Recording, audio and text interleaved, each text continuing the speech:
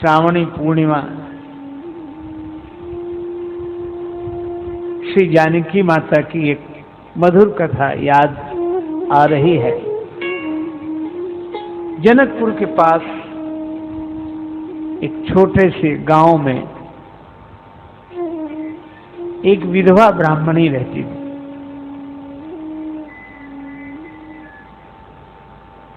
उसका एक बेटा नाम प्रयागदास। गरीबनी थी, भिक्षा मांगकर गुजर करती, जो मिल जाता उसी को प्रसाद समझकर ग्रहण करती, बेटे को भी वही प्रसाद पवाकर पालन पोषण करती।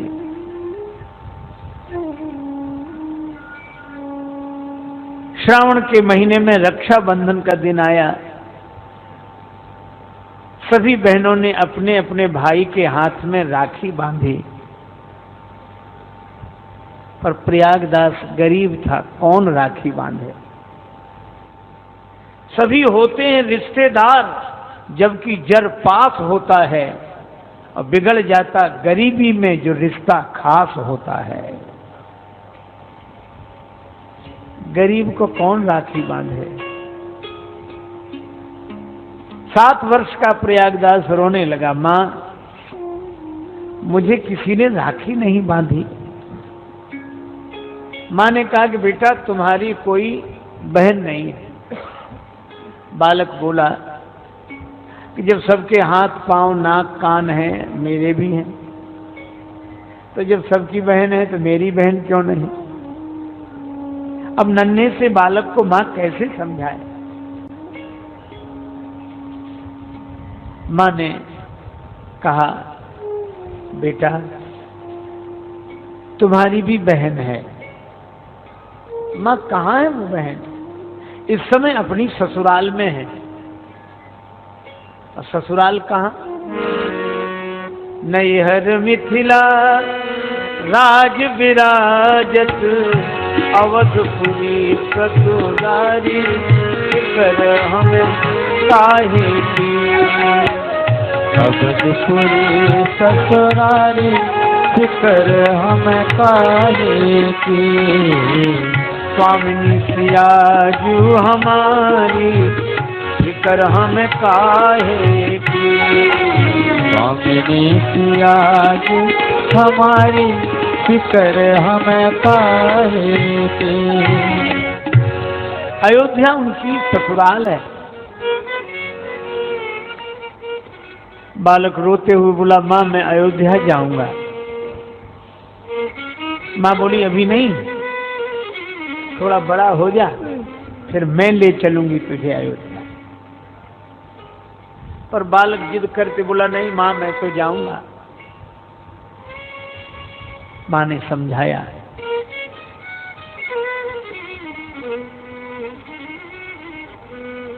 पर बालक के मन में यही भावना रही, बहन का दर्शन करूं, बहन की ससुराल जाऊं, बहनोई को देखूं। रात्रि भर बालक सोया, सवेरे मां के जागने से पहले जाग गया। मां के पास 2 धोतियां धुली हुई, एक पहन ली, एक धोती धोकर सुखा दी।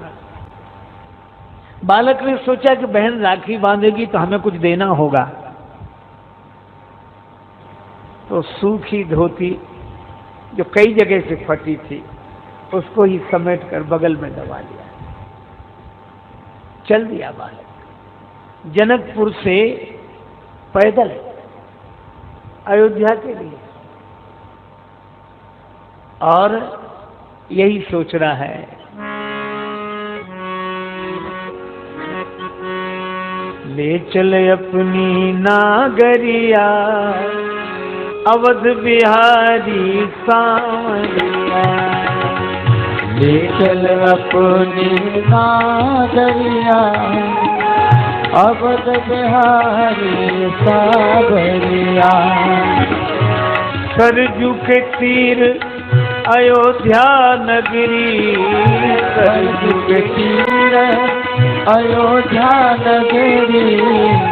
हंस भरे जहाँ गागरिया, अवध बिहारी कांवरिया, चले अपने नागरिया, अवध बिहारी कांवरिया। इसी भावना से जा रहे हैं। थोड़ी दूर चले, एक वृक्ष के नीचे थक गए, बैठ गए, नींद लग गई। भगवान जिसे अपने पास, अपने धाम में, अपने संबंधी को श्री अयोध्या में बुलाना चाहे तो कौन रोक सकता है।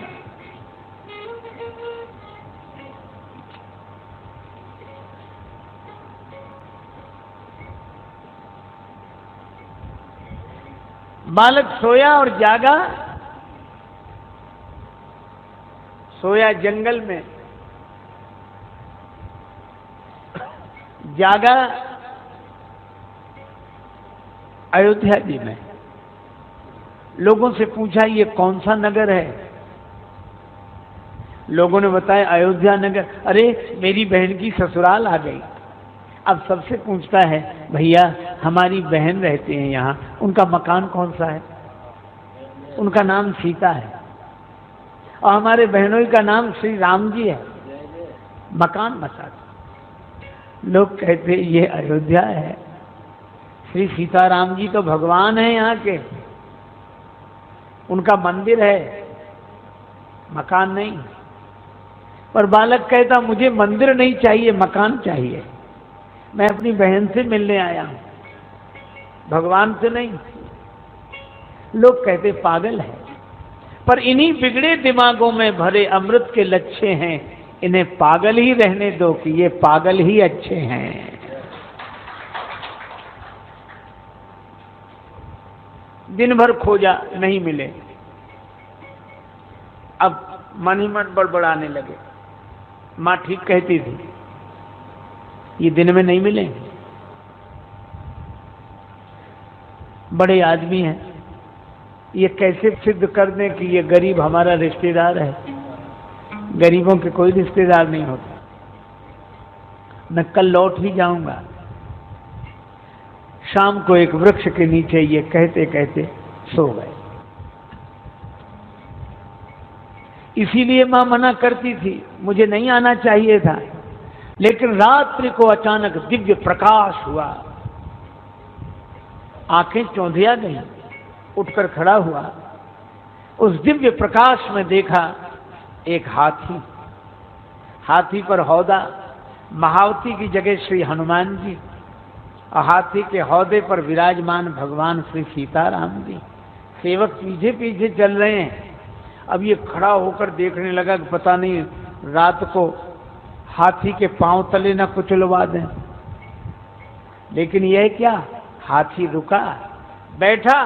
सेवकों ने सीढ़ी लगाई, भगवान श्री सीताराम जी उतरे, महावत श्री हनुमान जी उतरे। अब ये देख रहा था, तब तक श्री सीताराम जी पास आकर खड़े हो गए।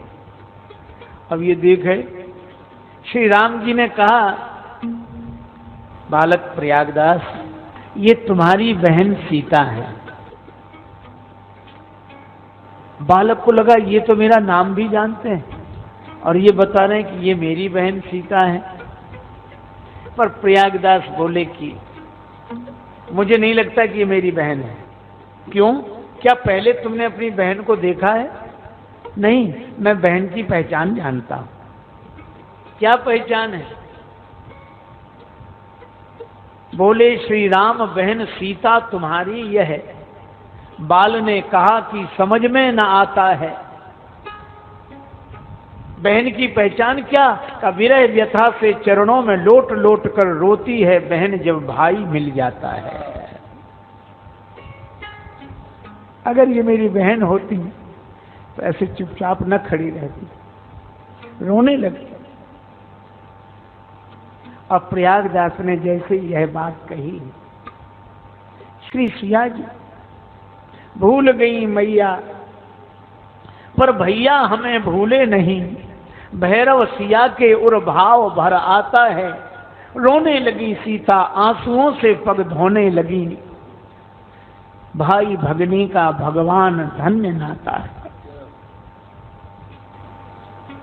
श्री जानकी जी ने हृदय से लगा लिया अपने भैया को। रक्षाबंधन का दिन है, मैं राखी बांधता हूं। श्री जानकी जी प्रयागदास के हाथ में राखी बांधती हैं। प्रयागदास सिर झुकाए, आंसू बरस रहे हैं। बहन को कुछ देना चाहिए तो ये सब वैभव देखकर किसकी हिम्मत को धोती दे दे, लेकिन सिर झुकाकर आंसू बरसाते हुए प्रयागदास ने वो धोती दे दी। बहन, यह तुम्हारी भेंट। श्री जानकी जी ने अपने आंसू पहुंचते हुए कहा, भैया मेरी मैया के पास 2 ही धोतियां हैं, एक तुम ले आए तो उसके पास एक ही धोती होगी, ये माँ को देना और माँ से कहना कि उनके आशीर्वाद से मैं खूब आनंद में हूं, खूब बढ़िया। प्रयागदास रोते रहे। श्री जानकी जी भैया को देखकर आंसू बहाती रहीं। थोड़ी ही देर में ये दृश्य अदृश्य हो गया। प्रयागदास रात भर रोते रहे, नींद नहीं आई। सवेरे एक महात्मा वशिष्ठ कुंड से ऊपर रहते थे, वो आए। उन्होंने जो प्रयागदास को देखा समझ गए कि इसे कृपा प्राप्त हुई है। अपने आश्रम पर ले आए। दोपहर को 2 देवियां आई स्वर्ण थाल में भोजन लेकर। हमारे यहाँ सत्यनारायण भगवान की कथा थी, वहां का प्रसाद आया है। थोड़ी देर में थाल ले जाएंगे, पर थाल लेने कोई नहीं आया।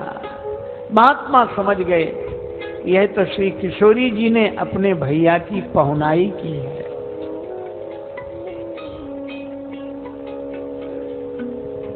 महात्मा बोले, थाल तुम्हारे लिए आए हैं तो सोने के थाल तुम ले जाओ घर। बालक ने कहा, बहन का धन लेकर मैं नहीं जाऊंगा कहीं, आप रखो। महात्मा बोले, हमें अधिकार नहीं रखने का। तो दोनों ने सलाह करके स्वर्ण थाल वशिष्ठ कुंड में डाल दिए। प्रयागदास दूसरे दिन ही लौट आए। मां का रो रो कर बुरा हाल था।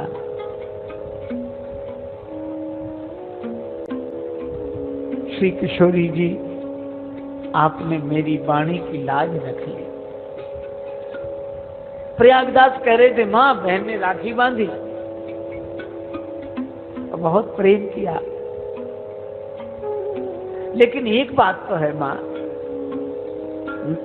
पायन में पन ही नहीं थे। इधर हमारे पांव में जूते नहीं, पायन में पन ही नहीं थे। उत भूषण की तन पे छवि छाजी, वहां आभूषण ही आभूषण। और जाए विनीत लिखी धरनी, ते की भगनी गजराज विराजी। बहन हाथी पर बैठकर आई, मैं धरती पर पैदल घूम रहा। मान की बात नहीं, मन में चित में एक चोट लगी मोहे मांझी। अब बात कहीं बहनी दुई चार, तो बोले नहीं बहनोई मिजाजी। बहन तो कुछ बोली, बातचीत करती रही, पर बहनोई मुस्कुराते रहे, बोले नहीं।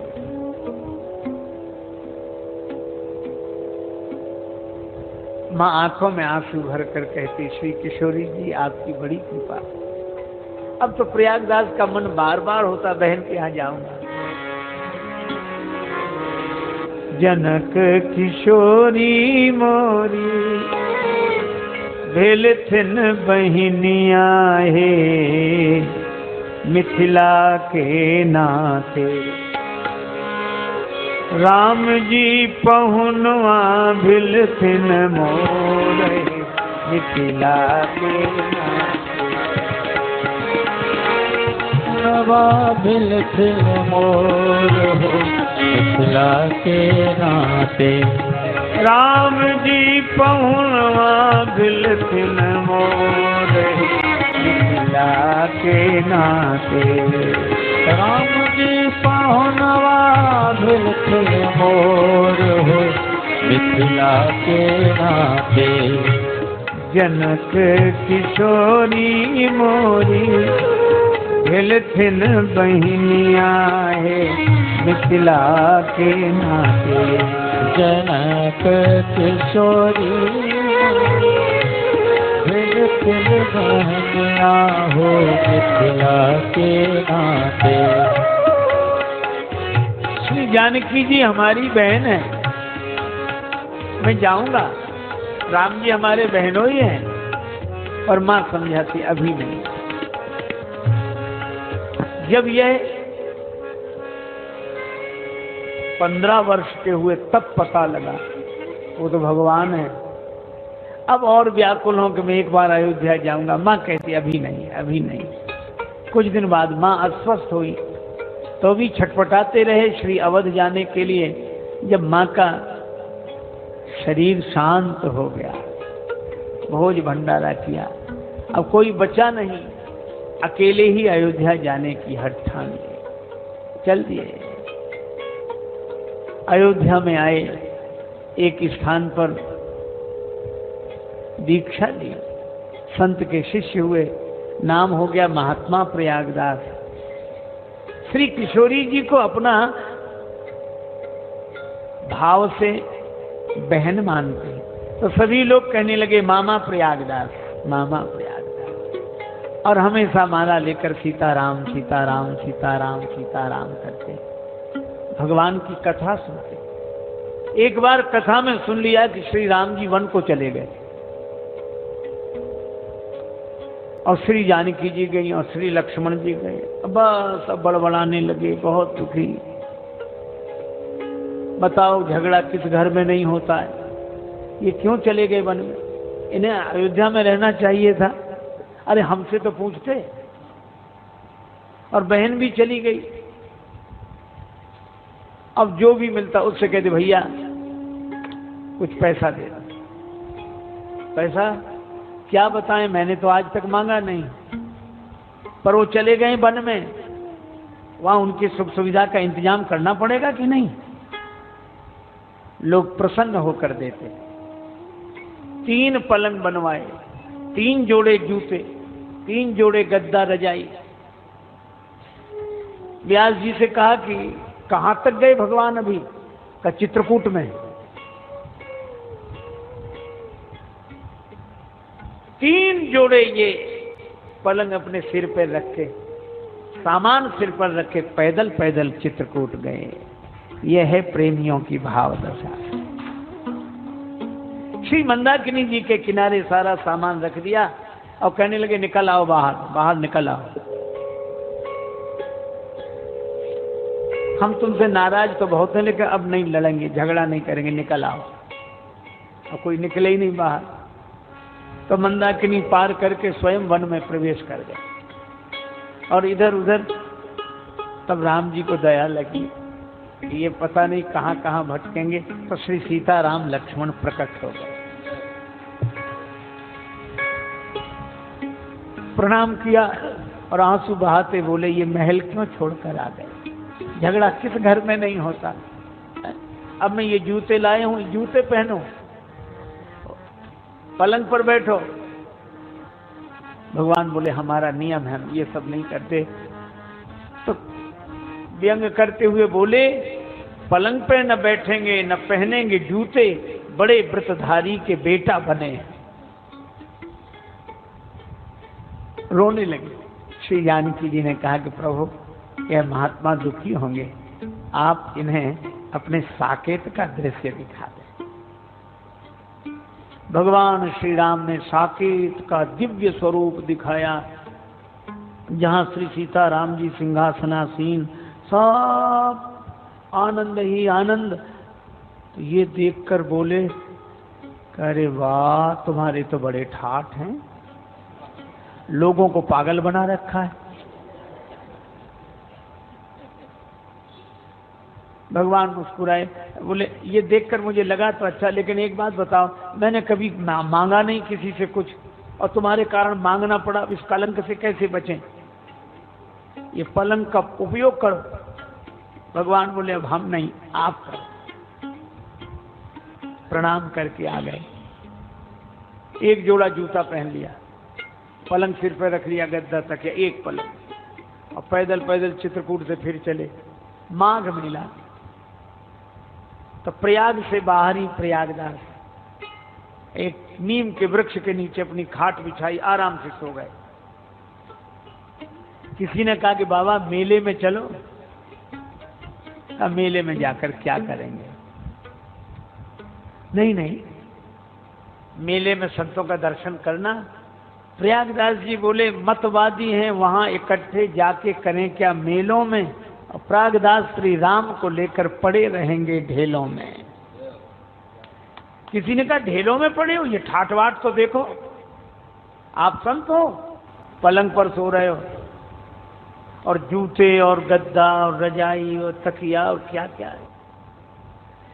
कहने लगे चुप रहो, हम संत नहीं हैं। अच्छा संत नहीं हो तो फिर क्या हो? तो कहने लगे नीम के नीचे खाट बिछी है, और खाट के नीचे करवा, जल का पात्र मिट्टी का, नीम के नीचे खाट बिछी है, खाट के नीचे करवा, और प्रागदास अलमस्ता सोवे राम लला को सरवा। हम राम जी के साले हैं। पूरब की बोली में साले को सार बोलते हैं। तो किसी ने कहा कि आपको और कोई रिश्ता नहीं मिला? राम जी के सखा हो जाते, सेवक हो जाते, दास हो जाते, आप तो राम जी के सार हो। प्रयागदास जी मुस्कुरा कर बोले कि हम तो राम जी के सार हैं, पर राम जी तो पूरे संसार के सार हैं, है ना? पूरे संसार के सार हैं राम जी, या पूरे संसार में राम नाम एक सार, और हमारी संसर को करे हम सारहू के सार। श्री किशोरी जी की कृपा हो जाए।